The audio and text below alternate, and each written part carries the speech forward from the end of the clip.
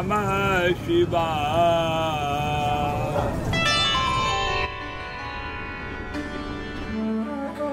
కాశీ కాశీ జీవాన్ముక్తి మోక్ష ప్రదానం చేసే భూమిగా చెప్తారు. కాశీ యాత్రలోని భాగంగా కాశీ, గయా, ప్రయాగ్రాజ్, బౌద్ధగయ, సారనాథ్ అంటూ రకరకాల వీడియోస్ని మన ఛానల్లో అప్లోడ్ చేశాము. కానీ మణికర్ణికా ఘాట్ చూడందే, మాట్లాడందే మన కాశీ ప్రయాణం సమాప్తమైనట్లు కాదు. జీవితపు లోతుల్లోని నిత్య సత్యాన్ని చెప్పే ఏకైక పుణ్యక్షేత్రం కాశీ అయితే, మరణాన్ని కూడా మంగళంగా భావించే క్షేత్రమే కాశీ క్షేత్రంలోని మణికర్ణికా ఘాట్. सत्य जो है राम नाम सत्य है और संसार झूठ है, सब कुछ झूठ है। सत्य है राम नाम सत्य है, राम नाम सत्य है।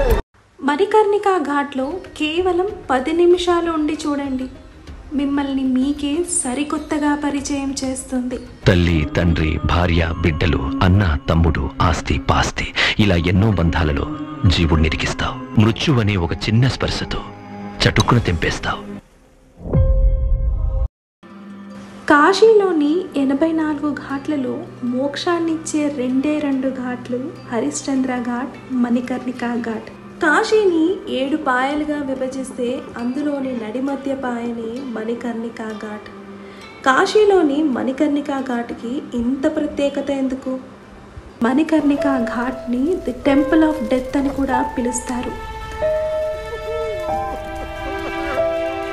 మణికర్ణికా ఘాట్లో కేవలం శవదహనాలు మాత్రమే జరగవు. ఇక్కడ భక్తులు నిత్యం వచ్చి స్నానాలు కూడా చేస్తూ ఉంటారు. దీని వెనకాల చిన్న కథ కూడా లేకపోలేదు. పూర్వము స్వయంగా విష్ణుమూర్తి సుదర్శన చక్రంతో భూమిలో ఈ పుష్కరిణిని తవ్వాడని, అప్పుడు విష్ణుమూర్తి చెమటతో ఈ సరోవరం ఏర్పడిందని చెబుతారు. అంతేకాదు, విష్ణుమూర్తి తవ్విన సరోవరాన్ని చూడడానికి శివపార్వతులు ఇద్దరు తొంగి చూసినప్పుడు శివుడి ఎడమ చెవు కరణాభరణం అంటే మణికర్ణిక అందులో పడిపోయిందని చెబుతారు. అందుకే ఈ ఘాట్ పేరు మణికర్ణికా ఘాట్ అని వచ్చిందని, అంతేకాకుండా స్వయంగా విష్ణుమూర్తి ఆ సరోవరాన్ని తవ్వినందుకు జనాలు ఇక్కడికి వచ్చి స్నానాలు చేస్తుంటారు. అంతేకాదు, ప్రతిరోజు మధ్యాహ్నం 12 గంటలకి దేవీ దేవతలు వచ్చి ఈ సరోవరంలో స్నానం చేసుకుంటారని ఇక్కడున్న స్థానికులు చెబుతున్నారు. కాశీ గల్లీలు చాలా చిన్నవిగా ఉంటాయి. ప్రతి గల్లీలో మనకి వేద మంత్రాలు, శివనామస్మరణలు వినిపిస్తూ ఉంటాయి. శివనామస్మరణ ఒకవైపు అయితే శవదహనాలు మరోవైపు. కాశీలో చావుని కూడా పండగలా చేసుకుంటారు. కాశీలో ప్రాణి నిర్యాణం చేసిన వేళ అతని కుడి చెవి పైకి ఉంటుందట. స్వయంగా పరమశివుడు ఆ ప్రాణి చెవిలో తారక మంత్రం చదువుతాడని, పార్వతీదేవి ప్రేమతో తన పైట కొంగుతో విసురుతుందని, డుండి గణపతి నీళ్లు చిలకరిస్తే గంగాదేవి వచ్చి తన మృదుహస్తాలతో దేహాన్ని నిమురుతుందని, భృంగీశ్వరుడు నొసుట విభూతి దిద్దుతాడని, బతుకులోని అన్ని అనుబంధాలలో చివడి వేడుకోలు కాశీక్షేత్రంలో ఇంత మధురంగా రమ్యంగా ఉంటుందని ఇక్కడ వారు చెబుతున్నారు. పుట్టిందంటే గిట్టక తప్పదు, గిట్టిందంటే పుట్టక తప్పదు, ఎప్పటికైనా తప్పని దానికి ఏడుపు దేనికి? కాశీలో శవదహనానికి వాడే కర్రలు కూడా వారసత్వంగా వస్తున్నాయన్న విషయం మీకు తెలుసా? శివుడి చెవికమ్మ అంటే మణికర్ణిక పుష్కరిణిలో పడిపోయినప్పుడు అక్కడున్న బ్రాహ్మణులను పిలిచి దాన్ని నీళ్ళలో వెతకమని చెబుతారు. బ్రాహ్మణులకి దొరికినా కూడా దొరకలేదు అని చెప్పడంతో శివుడికి కోపం వచ్చి వారిని చండాలుడా అని ప్రస్తావిస్తాడు. దాంతో బ్రాహ్మణ కులంలో పుట్టిన వాళ్ళు చండాలులుగానే బతుకుతారు. అంతేకాదు, అక్కడున్న వారు బ్రతిమలాడడంతో శివుడు వాళ్ళకి ఇప్పటి నుంచి ఇక్కడ మోక్షం కోసం వచ్చేవారికి మొదటి 5 కర్రలు వీరే ఇస్తారని చెప్తారు. అప్పటి నుంచి అంటే ఆ రోజు నుంచి ఈ రోజు వరకు ఆ సాంప్రదాయం అలాగే వస్తుందని, వీళ్ళు దాన్ని కులవృత్తిగా ఇక్కడ చేసుకుంటున్నారని ఇక్కడున్న వారు చెబుతున్నారు. వీరిని డోమ్ రాజాలు అని అంటారు. డోమ్ రాజా చనిపోవడంతో వారసత్వంగా ఆయన కొడుకు ఇప్పుడు డోమ్ రాజా అయ్యాడని చెప్తారు. అంతేకాదు, ఇక్కడ మనం మరొక విషయం మాట్లాడుకోవాలి. వీరు ఇక్కడ చితని కాల్చిన కర్రతోటే వంట కూడా చేసుకుంటారని చెప్తారు.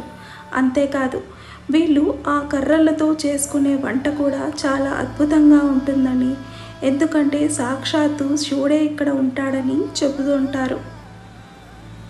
మణికర్ణికా ఘాట్లో నిలుచొని ఒక శవదహనాన్ని వీడియో తీస్తున్నప్పుడు పక్క నుండి ఒక సన్యాసి వచ్చి, ఏం చేస్తున్నావు, ఈరోజు నువ్వు తీస్తున్నావు, రేపు నిన్ను వేరే వాళ్ళు తీస్తారు, అందరూ ఇక్కడికి వచ్చే వాళ్ళే అని అన్నారు. డైరెక్ట్గా అనేసరికి ఫస్ట్ కోపం వచ్చినా తర్వాత నిజమే కదా అనిపించింది. ఆ పక్కనే ఉన్న తన భార్య, ఆయన మాటలు మనసుకు తీసుకోకు, భోలానాథుడు కదా, కోపం ఎక్కువ కానీ మనసు చాలా మంచిది అని అనింది. పర్వాలేదండి అని అన్నాను. తాను నువ్వెవరో నేనెవరో, ఆ గంగా ప్రవాహంలో ఎక్కడి నుండో వచ్చి కలుసుకున్న కట్టెల్లాగా భూమిపైన జీవులు కలుసుకుంటారు. కొద్ది సమయం కాగానే అలాగే విడిపోతారు. నీటి నుంచి వచ్చే బుడగలాగా ఈ శరీరాలు వచ్చి కొంతసేపటికి మరలా అవి నశించిపోతాయి అంది. ఆమె చెప్పిన మాటలు నాకు అప్పుడు అర్థం కాలేదు, కానీ కాసేపు తర్వాత ఆమె చెప్పిన మాటల్లో ఎంత లోతర్థం ఉందో అప్పుడు అర్థమైంది.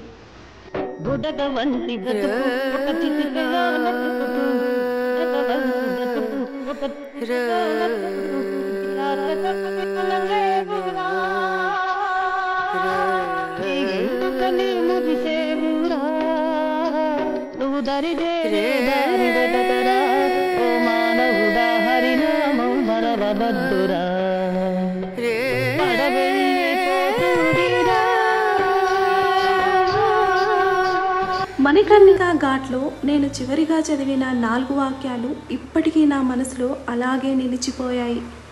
పుట్టుక అనేది నీ భాగ్యాన్ని బట్టి ఉంటుంది, చావు నీ సమయాన్ని బట్టి ఉంటుంది, చనిపోయిన తర్వాత నువ్వు జనాల మనసులో ఉండడం అనేది నువ్వు చేసుకున్న కర్మని బట్టి ఉంటుంది అని. ఇంత గొప్ప వాక్యాలు చదివిన తర్వాత ఈ వీడియోని ఇక్కడే ముగిస్తే బాగుంటుందనిపించింది. మా వీడియోస్ పైన మీ అమూల్యమైన అభిప్రాయాలని కమెంట్ రూపంలో చెప్పడం మర్చిపోవద్దు. మా వీడియోస్ కనుక మీకు నచ్చినట్టయితే లైక్, షేర్ అండ్ సబ్స్క్రైబ్ చేయండి. మరో కొత్త వీడియోతో మళ్ళీ కలుద్దాం. అంతవరకు సెలవు.